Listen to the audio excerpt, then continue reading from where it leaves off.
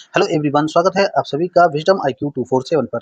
Friends, UP triple SC पेट को लेकर एक बहुत बड़ी जानकारी सामने आ रही है। इसका नोटिफिकेशन आ चुका है, आप लोग देख सकते हैं। नोटिफिकेशन इस तरह से आ चुका है और इसका हम सिलेबस भी देखेंगे कि इसका सिलेबस क्या है और कैसे आपको रणनीति बनानी है, क्योंकि अब ज़्यादा समय नहीं है। और ये भी बताएंगे कि ये परीक्षा कब होने की उम्मीद है, कब होने की संभावना है, ये भी बताएंगे। तो सबसे पहले आपको ये समझना है कि यूपी ट्रिपल एससी पेट क्या है। ये जो है एक पात्रता परीक्षा है केवल। और इससे क्या होता है कि जो भी भर्तियां आती है उनमें आप उम्मीदवारी का दावा कर सकते हैं, यानी कि उम्मीदवारी आप बैठ सकते हैं जो यूपी ट्रिपल एससी पेट के थ्रू वैकेंसी आती हैं। एक प्रकार से कह सकते हैं ये प्री है और जो अन्य परीक्षा है उनका मेंस होता है।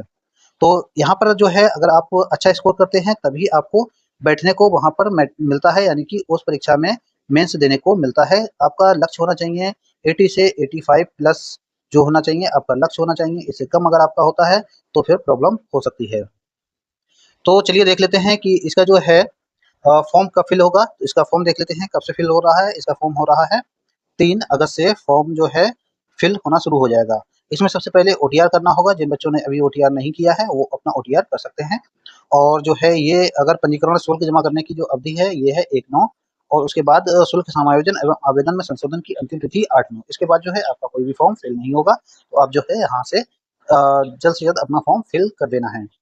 तो देख लेते हैं कि इसका एग्जाम कब होगा। इसका एग्जाम जो है होने की संभावना है अक्टूबर-नवंबर में। अक्टूबर-नवंबर में जो है इसका एग्जाम होने की पूरी संभावना है। और इसके सिलेबस को भी हम एक बार देख लेते हैं, सिलेबस में क्या आ रहा है। तो सिलेबस जो है पहले उससे पहले हम देख लेते हैं एग्जाम का पैटर्न क्या रहेगा।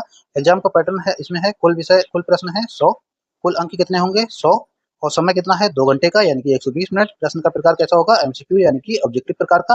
परीक्षा का मोड कैसा होगा ऑफलाइन यानी कि ओएमआर आधारित होगा। नकारात्मक भी अंक इसमें दिए जाते हैं। तो बड़ा सोच समझ के आपको प्रश्न को चूज करना है।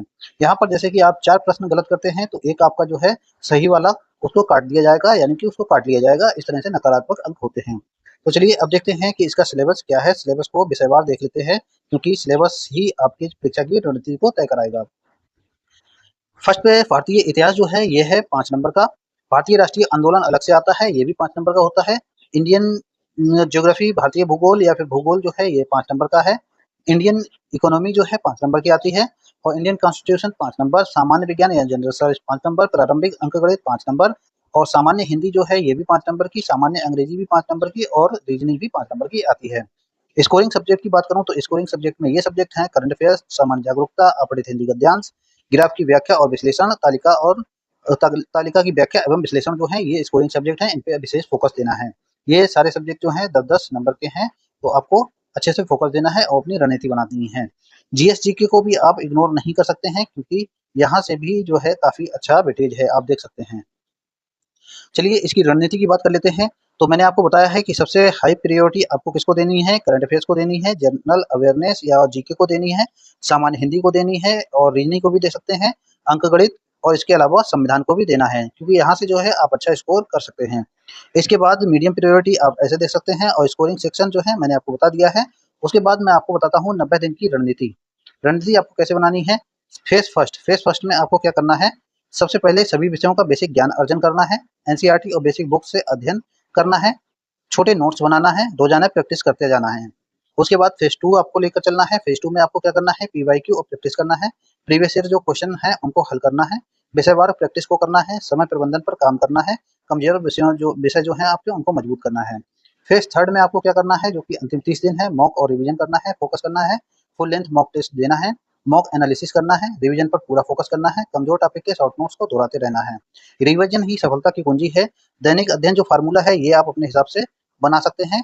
यहाँ पर मैंने चार्ट दिया है, तो इस चार्ट के हिसाब से आप जो है आप जिस तरह से आप पढ़ना चाहें, जिस तरह से टाइम टेबल सेट करें उस हिसाब से कर सकते हैं। आशा करता हूँ ये जानकारी आपको अच्छी लगी होगी। और ये जो है ज़्यादा समय नहीं है, आप लोग भरिए और अच्छे से मेहनत में लग जाइए, क्योंकि बच्चे इसमें काफ़ी अच्छा स्कोर कर रहे हैं। अगर आपको इससे संबंधित किसी भी तरह की कोई जानकारी लेनी हो या कोई भी ऐसी विषय पर टॉपिक पर आप चाहते हैं कि मैं वीडियो लेकर आऊँ, तो आप जो है हमें कमेंट बॉक्स में बता सकते हैं।